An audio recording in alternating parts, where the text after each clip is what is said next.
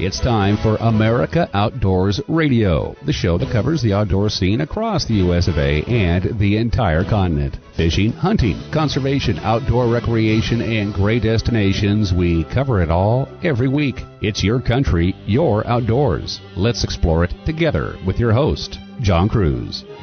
Welcome to the show. We are into the month of March now, and spring is definitely in the air, and quite a few places in these United States that have experienced a very mild winter. I don't know about you, but I am itching to go fishing again, though my blown out knee and the leg brace I'm wearing is going to temper that prospect. As a matter of fact, I've had to come to a major decision about attending the Bassmaster Classic at Grand Lake in Tulsa, Oklahoma. That's taking place, I believe, the 21st to the 24th this month. And I've got my reservations. I've got my flight lined up. I've got a rent-a-car lined up. But let's just say I'm facing some hard realities here in terms of whether I can actually pull this off 5 weeks post-surgery for a shredded tendon below my kneecap. So I'll let you know about that, what decision I've made towards the end of the show today. Meanwhile, we've got some great guests for you. One of them is Johnnie Candle, that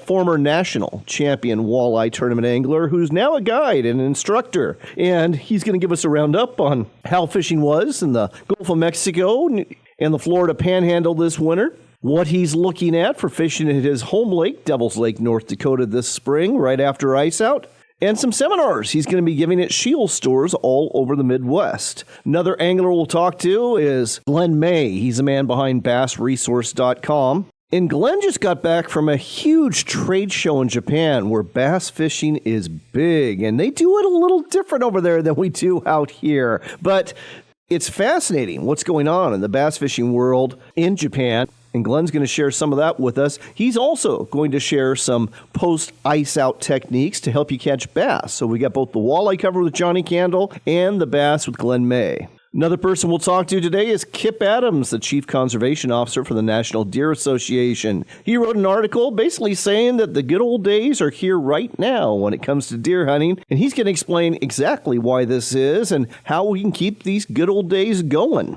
Getting back to fishing, we're also going to talk to Brett McComas with TargetWalleye.com.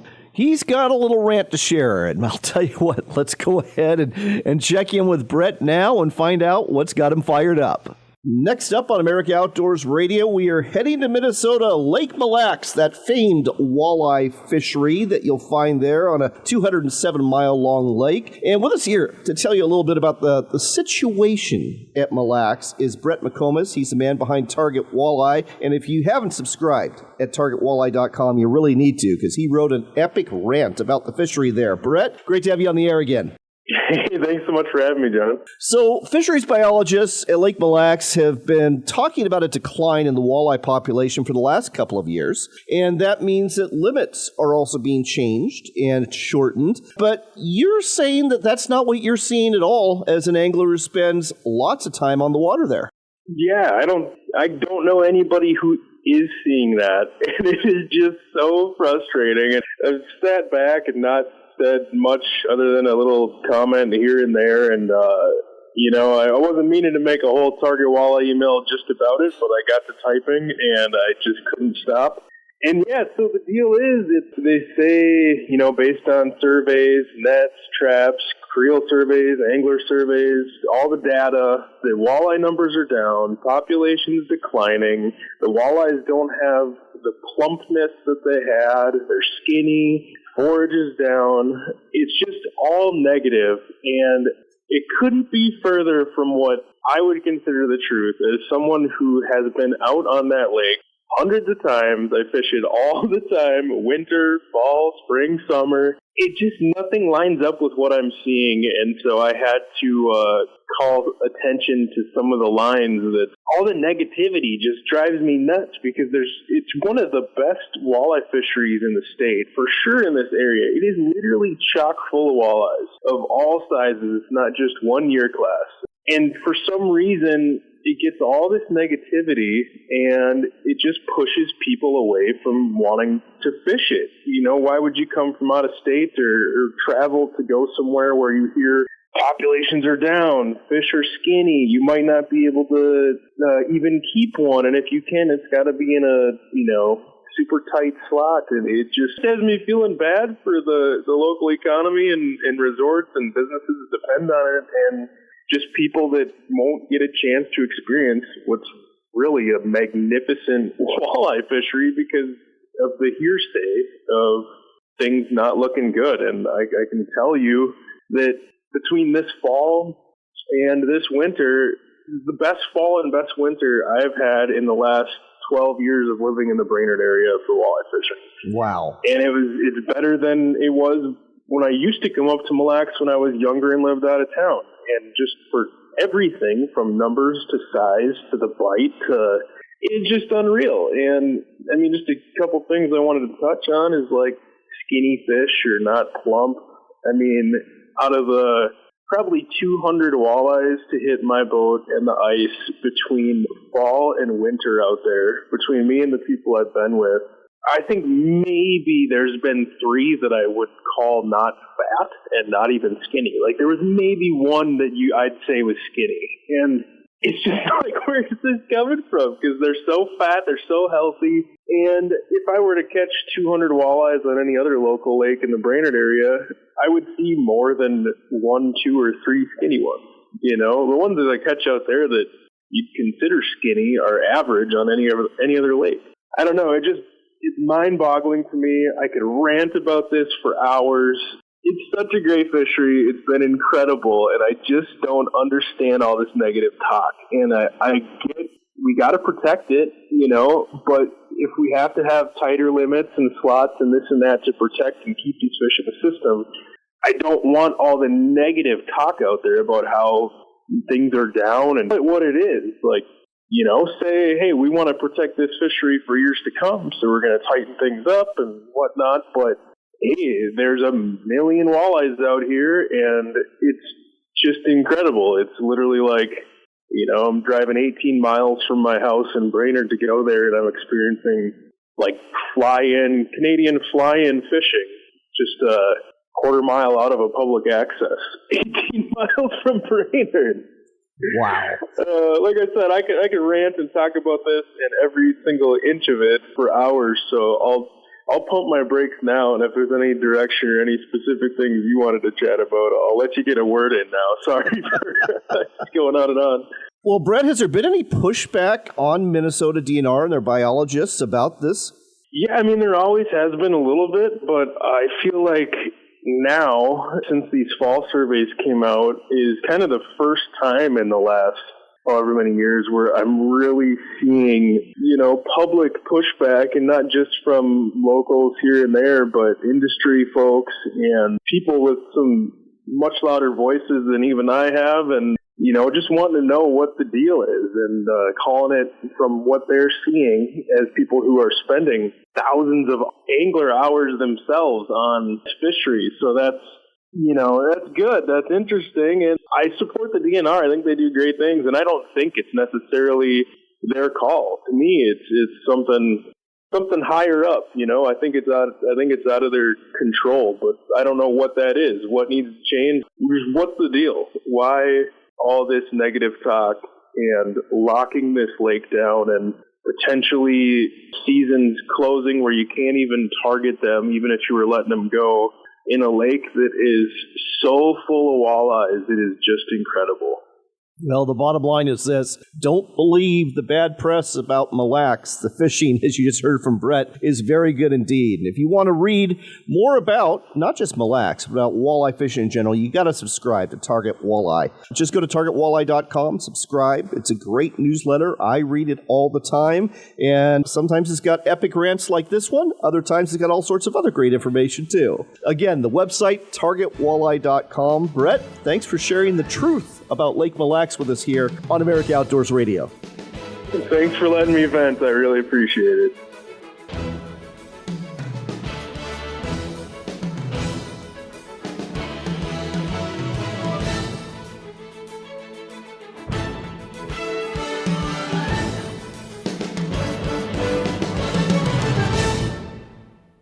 This portion of the show was brought to you by our friends at WorkSharp. They're the fine folks out of Ashland, Oregon, who make knife and tool sharpeners that you can use whether you're hunting or fishing or camping or maybe in your shop, maybe in your kitchen, for all of the knives and tools you need sharpened every day when you work and play. WorkSharp tools can be found online at worksharptools.com, or you can find them in sporting goods stores and hardware stores all over our great nation. Just look for WorkSharp products to sharpen your knives and your tools, because nothing is worse than trying to get the job done right with a dull blade.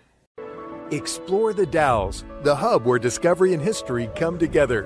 Whether the Northwest is your home or you're on an adventure, the Dalles welcomes you. Just 80 miles east of Portland is the perfect year-round escape with a community that cares about you. 300 days of sun, breathtaking outdoor recreation, and a downtown full of the unexpected. Oh, and the rich history that began before the Oregon Trail. Start planning at explorethedalles.com. Immerse yourself in a complete Alaska wilderness experience through Sportsman's Cove Lodge. Up to 6 of you will spend a week in a beautiful waterfront log home in a secluded cove. Every day is a new adventure. Go on a guided fishing trip or haul in a bounty of shrimp and crab. Visit a Native American village where totem poles are carved. Go on a whale or bear watching trip and return back to your very own place at the end of the day. Find out more about the Alaska Wilderness Experience at alaskasbestlodge.com. That's alaskasbestlodge.com. Are you looking to reel in the marketing opportunity of a lifetime? America Outdoors Radio has sponsorships available, and we offer affordable platforms to reach thousands of listeners. Find out more by contacting John Kruse through his website at americaoutdoorsradio.com.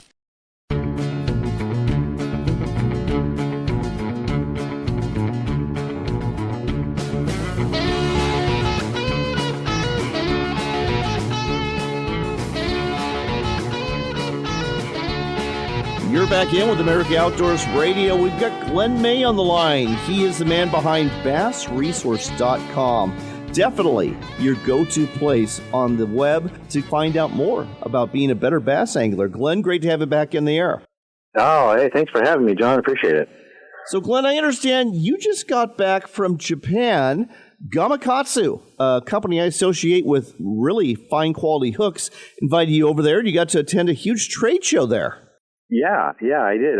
Gamakatsu invited me over to visit their international headquarters and to attend this giant fishing show they have in Osaka, which is at a level you usually don't see in the U.S., particularly for consumers. It's kind of an ICAST style size show, and you see saltwater and freshwater fishing unlike anything you see in the U.S. It's fascinating, the type of lures and equipment and fishing rods that you can see on display there. You know, you were telling me about some of the fishing rods there, and one of them was, a 30-foot-long fishing rod? Tell me about this. Yeah, they can get up to 30 feet long. It's for a fish called ayu. What it is a very territorial fish.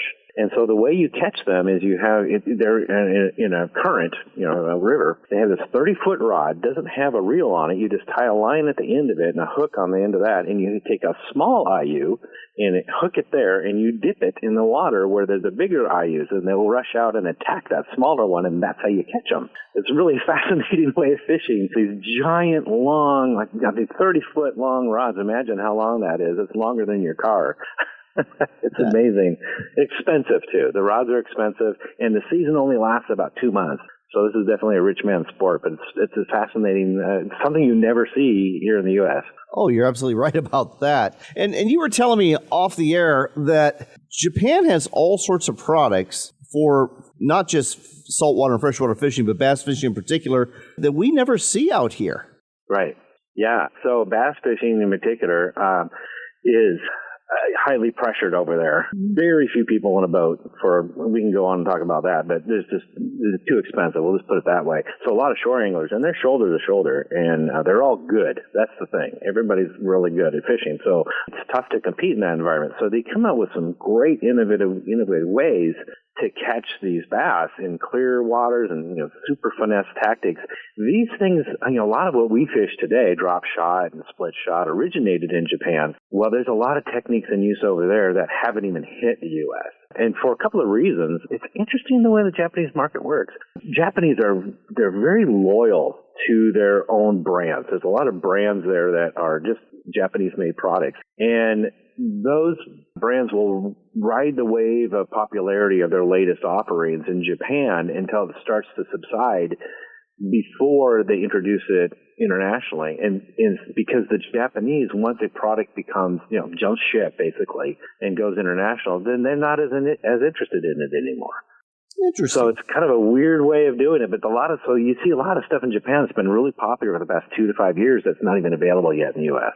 I'm assuming that you're going to be profiling some of these lures and some of this tackle on bassresource.com in the future weeks? Yes. Yeah, I went crazy, went to a tackle store and bought hundreds of dollars worth of stuff.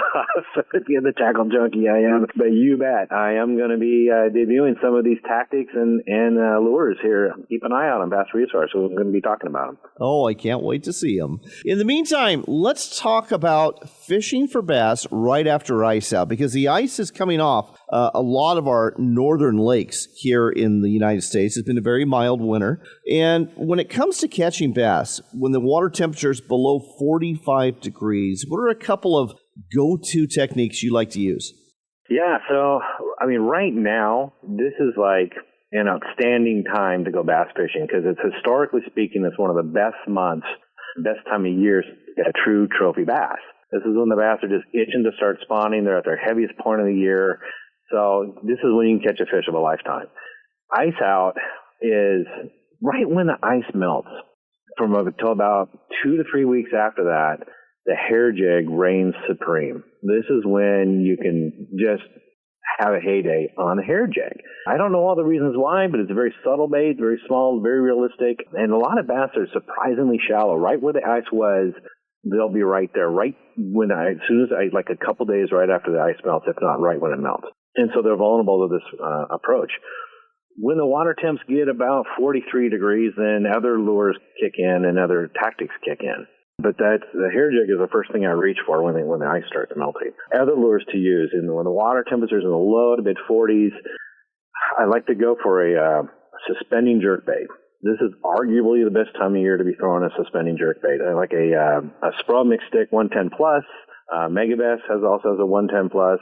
Spro also has a mixed stick 85.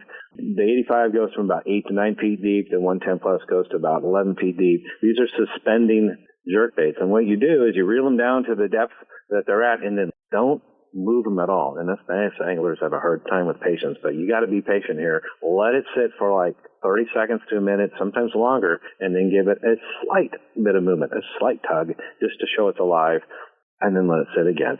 Painstakingly slow, but boy, is it ever productive. You can get some really big bags and big fish fishing this way. A couple other lures that work really well when the water temps like this. A 3-inch to 4-inch paddletail swim bait, like a Kitech or a ragetail swimmer, on a underspin jig head. Underspins work really, really well when the water's this cold. And all you do is you throw them out and wind them back in at a slow pace. You want to go along the outside edges. Try to find some green weeds. Green weeds really attract bass right now, but they're going to be like in 20 feet deep. They're not going to be super shallow right now. Just run that underspin along that or the contour lines. Long tapering points that go out in the main lake can be dynamite this time of year. And you just run that underspin the whole length of it into the water column, and you can figure out where they're sitting at. Every day they're going to change position. They'll be at a different depth depending on the weather. We can talk about that in a second if you want. But the underspin is a great way to target those bass. And also other structure like humps, points, channels, even rock piles and brush piles are things that I would target with the underspin. The top baits that I would throw, one other bait I'll throw in there is two types of crankbaits. One would be a rattle trap or a booyah type bait, the rattling, vibrating lures, and also a flat-sided crankbait like a Spro Little John, something like that. You'd be surprised. A lot of bass anglers don't want to throw crankbaits when the temperature's in the 40s thinking it doesn't work. Well, it does. These tight, wobbling crankbaits work really well in cold water. They don't work so well when it's warm out, when the water is warm, but tight, wobbling, those flat-sided crankbaits, definitely, I would fish those same structures that I just mentioned before with these crankbaits, and you'd be surprised how many fish you can catch with them. Great advice as always. And folks, if you want to get some more advice, not just from Glenn May, but from all sorts of other bass pros, go to bassresource.com. Absolutely free, doesn't cost you a dime. Great videos, great information. You subscribe to a newsletter as well. The website to go to, bassresource.com. Glenn, always a pleasure to have you on America Outdoors Radio. Thank you, John, for having me. I really appreciate it.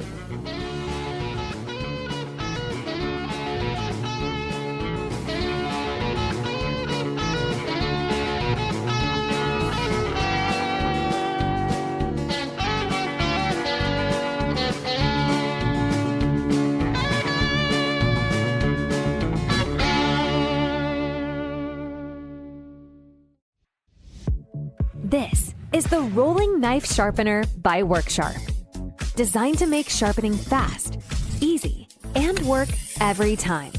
Snap to your angle, select your abrasive, and make sharp happen. Sharpen your kitchen knives, large and small, Japanese knives, and even pocket knives. The magnetic angle base secures a wide range of knives at 4 set angles.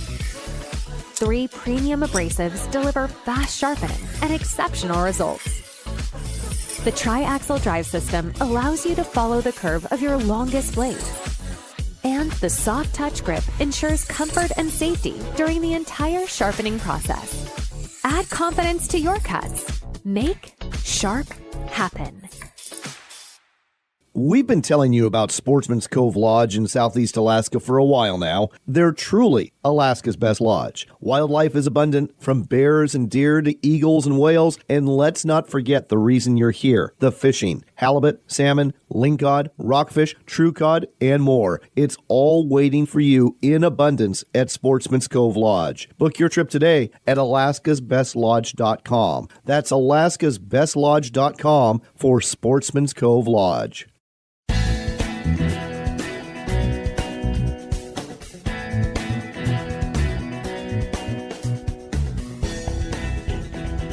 You're back in with America Outdoors Radio. I'm John Kruse. Our next stop is the state of Pennsylvania. That's where you're going to find Kip Adams. He's the Chief Conservation Officer for the National Deer Association. He just wrote a really great article about the fact that the good old days are here right now when it comes to deer hunting. Kip, welcome to the show. Hey, thanks for having me, John. I'm glad to be here. Well, I like the way you start off the article, because you talked about deer hunting as a kid in Pennsylvania, and then you juxtapose that with deer hunting for your kids now in Pennsylvania, and it really is the good old days. Why don't you go ahead and tell our listeners more?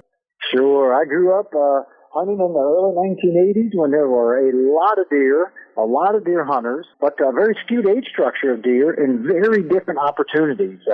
We would see a lot of deer, but back then you could only shoot 1 deer a year, so that made it pretty hard to fill the freezer. Fortunately, today we can shoot more than one, which is what's needed because we have so many deer in the state. So we still have a lot of deer. We still have a lot of deer hunters, but we have much more natural age structures of deer today, which means you have the chance to shoot mature bucks. And fortunately, we have opportunities to hunt or harvest multiple deer. So a lot more venison in the freezers now. What has changed to increase the deer populations in Pennsylvania and in other states as well? Biggest differences today is we have much more balanced age structures on the buck side. It's partly regulations by state wildlife agencies to protect some yearling bucks, allow them to get a little older. It's also just a cultural shift in deer hunters today. They recognize the benefits of having older bucks. So because of that, we have the most balanced age structure on the buck side that we've had in at least the last 100 years across the whitetails range, which is pretty cool. And since we have fewer hunters today than we did 10 or 20 years ago, there's just more opportunities and more necessity for hunters to harvest multiple deer each year. So the bag limits have been greatly expanded across most states in the whitetails range today to account for fewer hunters, helping balance those deer herds. Now, habitat has to also have something to do with this equation as well, doesn't it? Absolutely. It doesn't do anybody any good if there's more deer than the habitat can support. That's not good for deer. It's obviously not good for the habitat or other wildlife species. So habitat's a big component when state wildlife agencies are looking at how many deer that they want hunters to harvest each year. And the National Deer Association really does a good job at educating folks how to improve their own habitat on their own land to support deer populations. And what are some of the things that you suggest that folks do? Yeah, we love to teach people how to enhance habitat, and that doesn't matter if you're in Washington, Pennsylvania area, and then give you ways to enhance those, such as being able to enhance forested habitat to provide more food and cover. Maybe you're in an open area, how to enhance early successional vegetation in more open environments, how to supplement those with food plots, and everything in between. So we help you figure out if there's enough food or not, and if not, how to produce more of it. Prescribed burns also have something to do with improving habitat too. Go ahead and explain to our listeners why actually burning fuel and timber is important.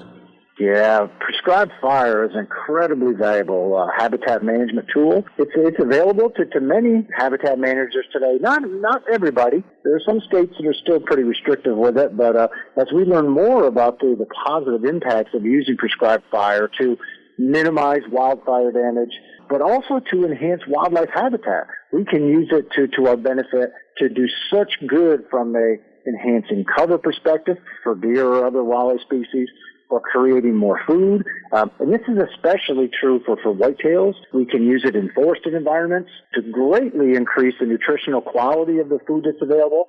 We can use that in open areas, and we can even use it in food plots to some degree. So lots of really good uses for it, and it can be used in all different components of vegetation that deer are going to use. Let's talk about something else, and that would be, it's kind of a double-edged sword. You mentioned that there's fewer hunters than there used to be, and therefore the hunters that are out there get more opportunity. But if you only have 5% of the population that's deer hunting, how do we grow the hunting population, keep it strong?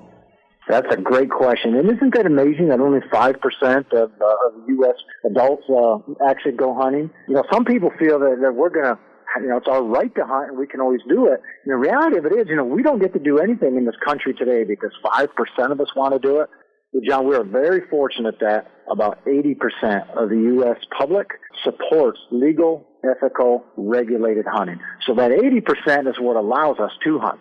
That also means that there are some in that 80% that, they're not against hunting. Maybe they just have never been exposed to it, or maybe they used to hunt, but then they didn't have time. So there's a bunch of people in that 80% of U.S. adults that are targets for becoming a new hunter or becoming a recruited hunter. So that's where we can grow our hunter numbers to either re-expose people to the woods or I grew up in a hunting family, and it was just the most natural thing. As a child, everybody I knew hunted. But I realize today that's not the case at all. We're more urbanized as a society than ever before. So there's just fewer and fewer people that have the opportunities to do this at a young age. So one of the largest increases in hunter numbers today are folks that are in their mid-20s or 30s that want to obtain their own meat. They want to know that the meat, is safe. They would like the idea of getting it themselves. So there's a huge pool of people out there that aren't currently hunters that want to learn how to hunt. So we're glad that we have a program to help introduce them to this and be able to mentor them, to give them the confidence to go ahead and be able to do this themselves. And one threat we should talk about to the good old days of deer hunting that we're experiencing, chronic wasting disease. When you and I are growing up, most people didn't even know what it was, and now it's present in most of the states across America, and there's no cure for it. So how do we combat it besides monitoring its status? Yeah, this is definitely the single largest threat to future of our deer herds. There is a lot of research going on right now relative to this disease and how to beat it. So what we tell people is there currently is no cure, no vaccine for it, and it is 100% fatal to all deer. So that's a big deal. Fortunately, even though it's in 32 states now, in many of those states, it's only in very isolated areas. So what we encourage hunters to do is, hey, do everything you can to help limit the spread of this disease. And there's absolutely things that hunters can do every day, like not moving the high-risk parts of deer that they shoot into other areas, and then accidentally moving the disease there. Not moving live deer, because we don't have a reliable and a practical live animal test. So just doing those things, we can limit where this disease is today and give science time to catch up and actually find a cure for this. So we're very engaged in it. We encourage all hunters to get engaged and do what they can as well. and so that we can keep this in as few spots as possible until we do get a cure. And I'm confident that we're going to beat it. Hunters have answered the call in the past and solved other problems, and I'm confident that we can do that here again while our scientists find a way. All right. On that note, we're going to have to leave it. But, folks, if you want to read more about this article that Kip Adams wrote, along with some other articles, too, and sign up for a newsletter and join the National Deer Association, just go to deerassociation.com. That's a website to go to, deerassociation.com. They're doing great work for deer and deer hunters throughout North America. Kip, thanks for sharing this with us today on America Outdoors Radio. You got it, John. I appreciate it. Have a great day. Next, we've got some great news from our friends at Henry Repeating Arms. They have been named as the 5th best-selling brand on gunbroker.com for 2023. Henry Repeating Arms also produces 2 of the top 3 best-selling rifles on the platform. And this achievement is a huge testament to Henry Repeating Arms' commitment to quality, innovation, and its customers. They make all of their firearms right here in America. Now, gunbroker.com, the world's largest online marketplace for firearms, ammunition, and accessories, has become a key barometer of industry trends and consumer preferences. In hearing this news, Anthony Imperato, founder and CEO of Henry Repeating Arms, says, to our more than 800 employees in Wisconsin and New Jersey, our stellar customer service team, and every one of our dealers and customers, we thank you. None of this is possible without their dedication and continued support. Since Henry Repeating Arms introduced its first offering in 1996, the classic lever-action .22 rifle, the company has become synonymous with American craftsmanship, exemplary customer service, and a deep appreciation for America's shooting sports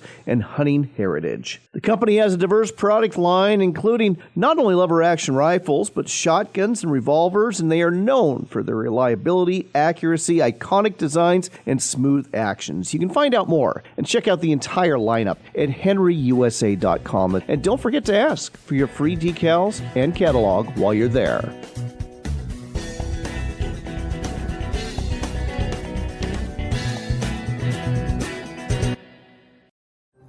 We love our children. We protect them. We guide them. We prepare them for life in the world. With all that we do from deep in our hearts, we cannot control all things. Life-threatening illnesses and disabilities affect far too many of our children each year. While we cannot change the circumstances, we can make dreams come true. Dreams to provide hope, to provide spiritual healing and strength, to provide moments of happiness and relief in the darkest of times. We can give a glimmer of light and hope in a time of darkness and despair. Join huntofalifetime.org to help make dreams come true, to provide hope for children with life-threatening illnesses and disabilities. Hunt of a Lifetime is a nonprofit organization fulfilling dreams for hunting and fishing trips to youth 21 and under with life-threatening illnesses and disabilities. Visit huntofalifetime.org to learn how you can make a difference. That's huntofalifetime.org. Are you looking to reel in the marketing opportunity of a lifetime? Then set the hook, because we've got it right here for you. America Outdoors Radio has sponsorships available, and we offer affordable platforms to reach thousands of listeners interested in fishing, hunting, and the outdoors. Find out more by contacting John Kruse through his website at AmericaOutdoorsRadio.com. That's AmericaOutdoorsRadio.com. Hurry, though. If you wait too long, the big opportunity might get away. Campers, adventure seekers, hunters, and foodies. No matter the lifestyle, we can all agree on one thing. Great food and great people are worth remembering. At Camp Chef, we don't just make grills. We create each product knowing that a warm meal is always better when it's shared with those we love. Learn more about Camp Chef grills, smokers, and portable cooking equipment at campchef.com. That's campchef.com for a better way to cook outdoors. Attention small business owners. This could be the most important 10-minute call you will ever make. You could recover up to $26,000 per employee today. And all you have to do is make one short 10-minute call to take your business up a notch or bounce back from these difficult couple of years. Omega Accounting Solutions can help you recover any payroll tax overpayments you made during the pandemic. You may even be eligible to receive up to $26,000 per employee. All it takes is a quick, easy, free 10-minute ERC consultation to determine if you qualify. Omega is the small business champion with teams dedicated to maximizing tax credits. They know their stuff so well that CPAs and payroll companies even turn to Omega for ERC tax guidance. Call 800-300-9ERC. That's 800-300-9ERC. 1-800-300-9ERC. Or visit OmegaTaxCredits.com.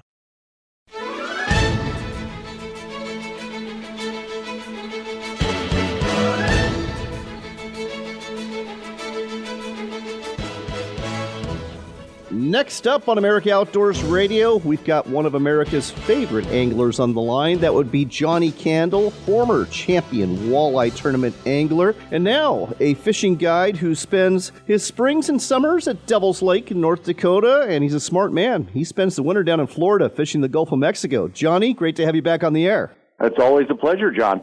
So you are making the trek back home from Florida with a couple stops along the way. How was the Florida season and how did it wrap up?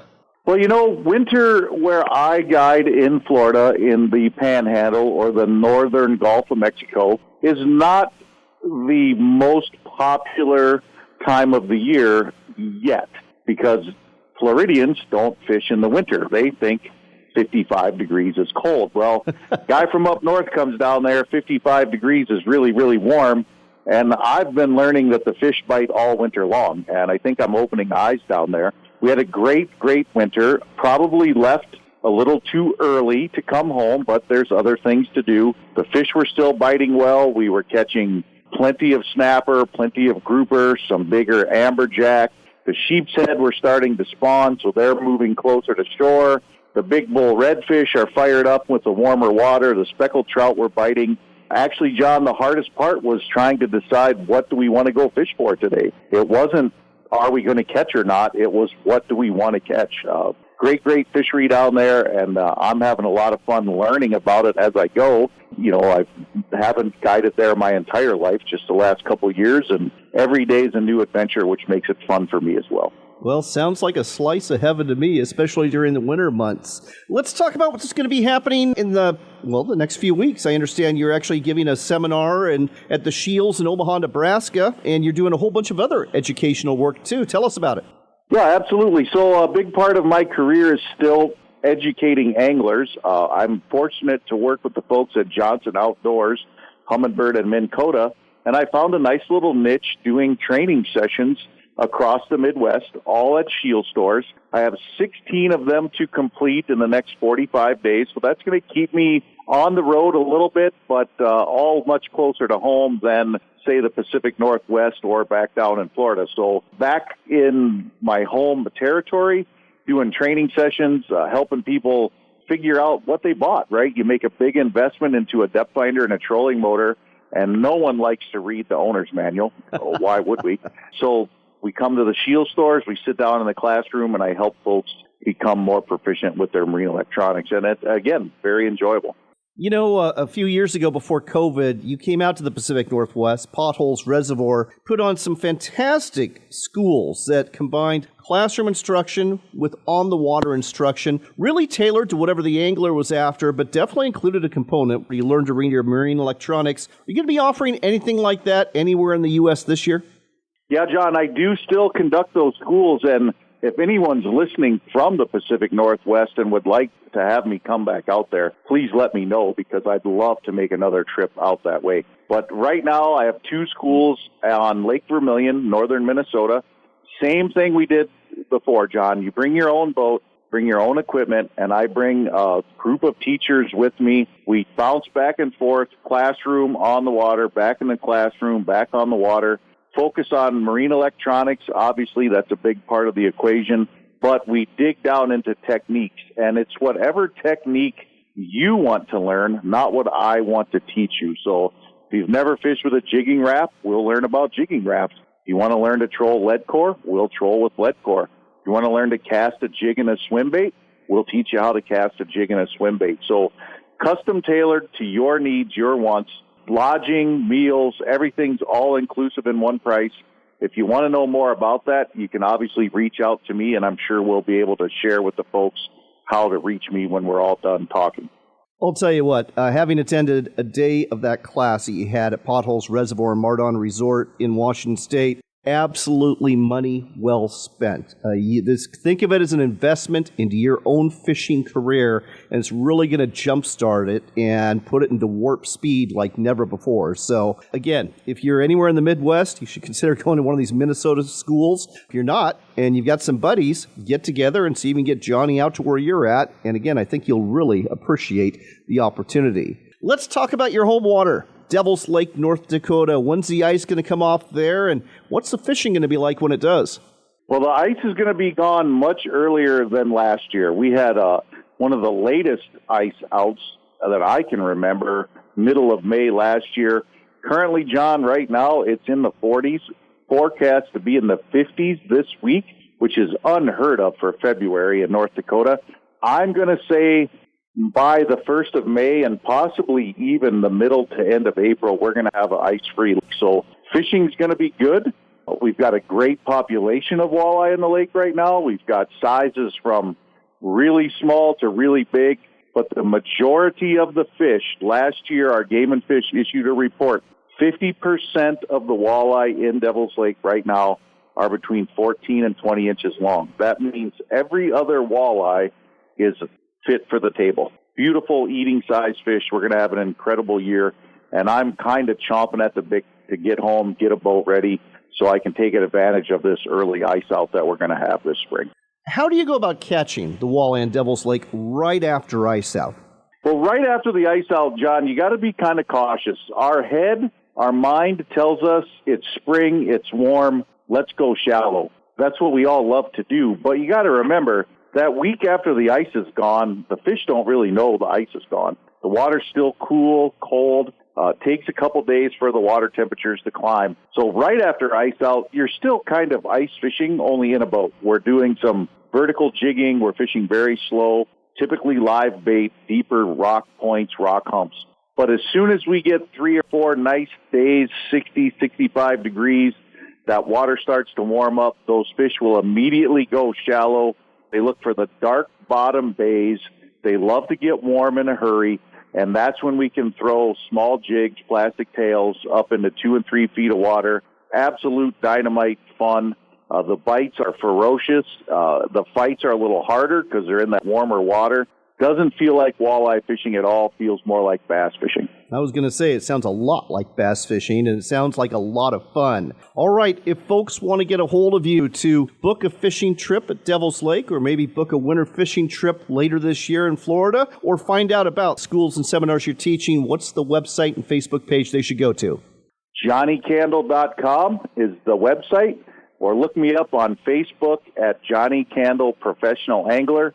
Just click the like button. You can follow all my adventures year-round. Ask all the questions you want. I'll answer them as often as I can. And I'd love to see you either in a guide trip or at a school sometime this summer. That's JohnnieCandle.com, and that's not Johnny with an N-Y. That's Johnny with an N-I-E. So JohnnieCandle.com, that's the website to go to. And go fishing with Johnny. Trust me, you are going to have a great time. Johnny, thanks so much for sharing this with us, and safe travels on the road, my friend. I hope to see you soon.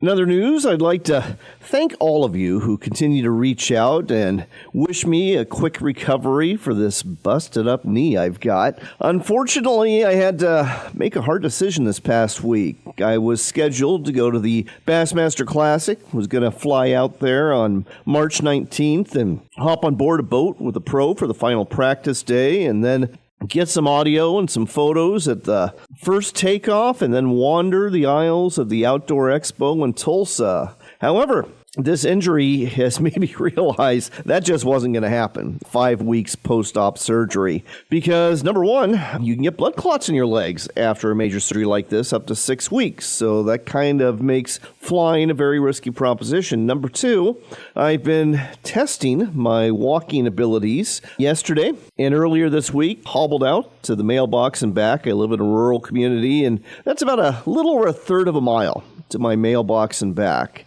It took me 29 minutes. That's right, 29 minutes to walk to my mailbox and back, just over a third of a mile. And that was a real eye-opener. And knowing from previous Bass Classics that I cover about 5 miles a day, this just isn't going to happen. So had to cancel my airline reservations, hotel reservations, rental car reservations, and now my focus is on just healing up and getting this leg brace off so I can fish a Pro-Am tournament as an amateur in the back of the boat, April 26th and 27th in my home lake of Potholes Reservoir in eastern Washington. Looking forward to that. Gives me a very good goal to look forward to. So, prayers for a speedy and total recovery would greatly be appreciated. In the meantime, here's hoping you are healthy too, and that the coming spring is going to be kind to you, and that you'll be able to get out there for some fishing or turkey hunting or wildlife watching or hiking or whatever else you'd like to do in nature. After all, it is your country and your outdoors, so get out there and enjoy it.